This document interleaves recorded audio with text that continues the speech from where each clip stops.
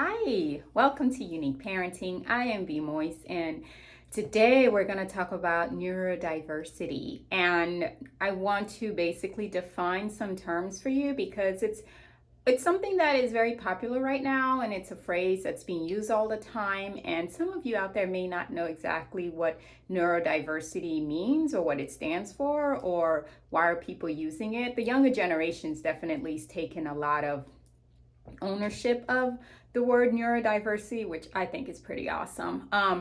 So I want to talk about neurodiversity. First, people who are considered neurodiverse are individuals with autism, ADHD, dyslexia, any type of learning differences or developmental differences. Those individuals tend to kind of say, hey, I have neurodiversity or I am neurodiverse. That's the second term. So neurodiverse is basically a group of individuals who refers to themselves as being neurodivergent.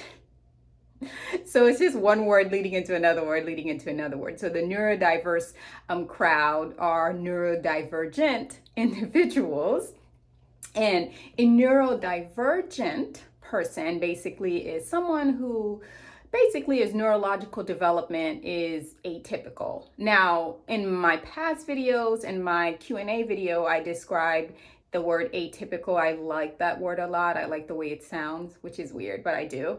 But I also like how it basically can state a lot of definition without going into negative terms. So atypical basically means something that is different to me, or something that is the opposite of neurotypical. Now, if you're seeing a therapist, a psychologist, a psychiatrist, you may hear them go back and forth defining or saying something like neurotypical, atypical, neurodivergent.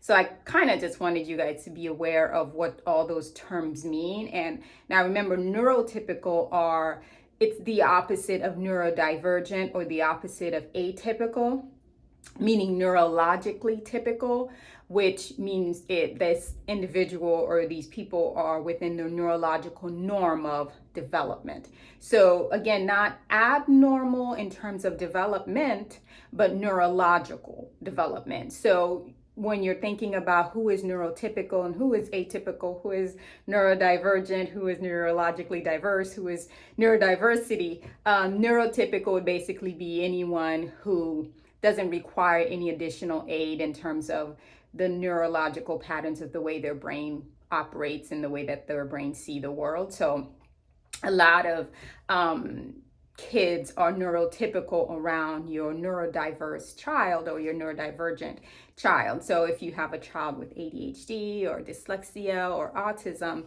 they're neurodiverse, they're neurodivergent, and their brain is just different. It just operates differently. The chemicals and the wirings in their brain, it's just going at a different rate or pace than their neurotypical peers. So that's just what neurodiverse is, neurodiversity. So it's very popular right now. A lot of people are using it. So I just kind of wanted you guys to be aware of what it means and how to, take that into ownership if that's how you want to describe your child. I go back and forth between atypical, saying my kids are atypical and having a neurotypical neurodiverse household. My household is very neurodiverse because we all have some form of atypicality with how we process information.